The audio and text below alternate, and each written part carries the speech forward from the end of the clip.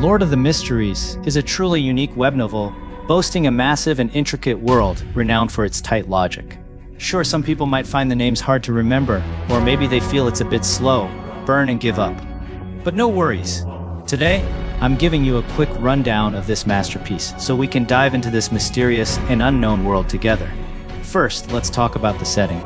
LotM is set in a fantastical, alternate world during the 5th Epoch's Black Iron Age. Think steampunk meets Seafellow mythos, a blend of mystery and the unknown. In this world, the main continent is divided into several nations, like the Loan Kingdom, Intis Republic, Phaenopoter Empire, and so on. Each nation has its own distinct political, economic, and cultural characteristics. Technology-wise, its very steampunk trains, telegraphs, and other industrial inventions coexist alongside mystical, extraordinary powers. Mysticism is a core element of this world. Tarot cards, astrology, dowsing pendulums, these occult things play a big role. They're not just for divination and fortune-telling, they're deeply connected to how people gain and use supernatural abilities. Beyonders are the special folks in this world. They get their superhuman powers by drinking potions made from specific formulas. The Beyonder power system is based on 22 pathways, each with 10 sequences, ranking from sequence 9 lowest to sequence 0 highest, the end of each pathway. Each sequence grants different abilities and characteristics. For example, someone on the seer pathway is good at divination and predicting the future, while someone on the warrior pathway has incredible strength and combat skills. Potions are a double-edged sword. While they grant extraordinary powers, they also carry the risk of losing control. If a Beyonder can't control the potion within them, they'll go mad and transform into a monster. Loss of control can be triggered by various factors. Besides potion, a Beyonder might lose control because of mystical lure and illusory seduction. Therefore, it's mentioned in the novel that we are guardians, but also a group of poor worms who are constantly fighting against danger and madness. The key to mastering a potion is digesting it. The best way to digest a potion is through the acting method. This method not only speeds up advancement, but also minimizes the risk of losing control. If you're currently a Sequence 9 seer, you shouldn't just perform divination when carrying out missions or fighting enemies. You should also constantly think of yourself as a seer in your daily life, acting like a seer would. And you need others to acknowledge your seer identity and give you feedback. That's the outward expression of the acting method. But it's important to note that acting isn't just about putting on a show, it's about truly embodying the role. Being a seer isn't just about divining for others, it's about following the principles of the role. For example, while helping others interpret revelations, you must always maintain a reverence for fate and believe that divination isn't omnipotent. The specific principles of acting can vary slightly between individuals in the same sequence. You need to understand and summarize them yourself. Using this method deepens your understanding of the sequence name and mysticism, making you more attuned to it. In this world filled with mystery and the supernatural, there are 3 fundamental laws of Beyonder characteristics. Think of them as the guiding principles of this universe, explaining many phenomena. The first is the law of indestructibility of Beyonder characteristics. Beyonder characteristics can't be destroyed or diminished. For example, when a Beyonder dies, their body will condense a Beyonder characteristic, which can be used as the main ingredient for potions of the same sequence the deceased belonged to. This law explains why conflict and ambition never cease in this world. The second is the law of conservation of Beyonder characteristics. Characteristics of adjacent pathways are conserved, they don't increase or decrease. If there are more high sequence Beyonders, there will be fewer low sequence ones, and vice versa. This explains why organizations that control adjacent or identical pathways are often bitter rivals, and it also explains why Beyonders are often reluctant to sell the potion formulas of their own sequence. The third is the law of convergence of Beyonder characteristics. High sequence items will attract low and mid-sequence Beyonders of the same or adjacent pathways to their vicinity.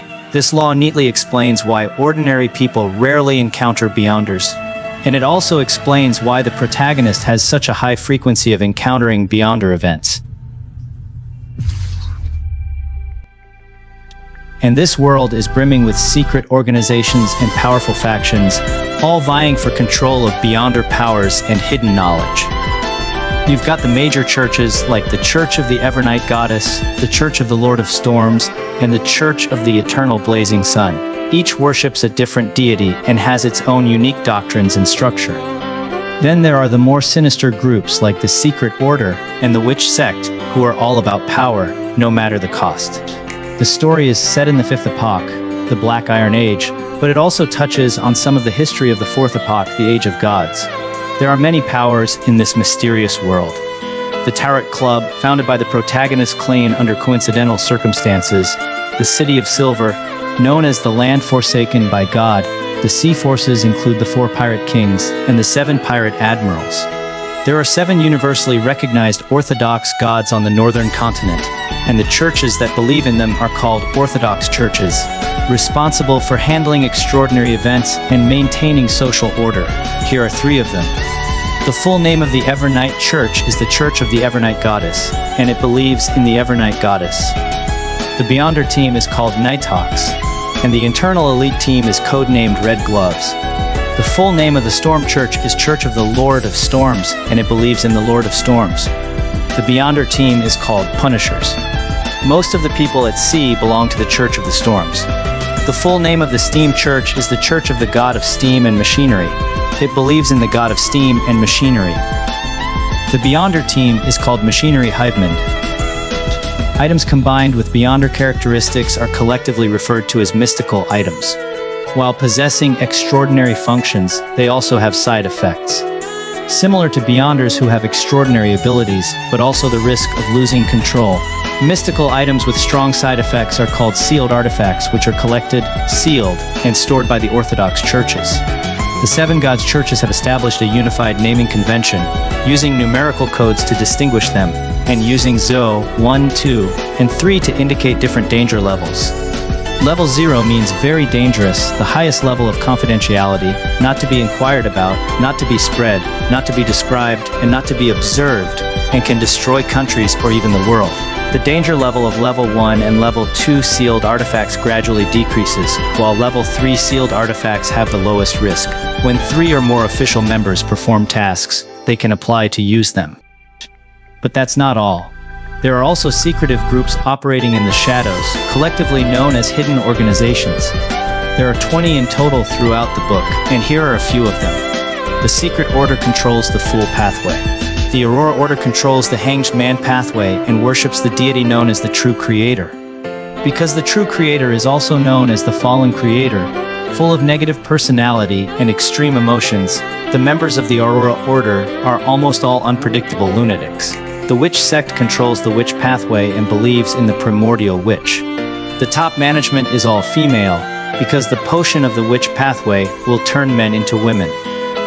The Psychology Alchemists, controlling the Visionary Pathway, focus on exploring and researching the mind, consciousness, and spirit. Their structure and relationships are relatively loose. They worship the original creator.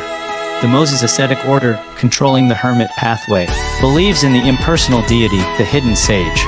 In the early days, they were respected, but later the Hidden Sage became a personified evil god. So the Moses Ascetic Order degenerated into an evil organization. Okay, that's it for this introduction to the world of Lord of the Mysteries. In the future, I'll be doing breakdowns of other Chinese web novels and anime, like LotM's. If you're interested, please give me a like and subscribe.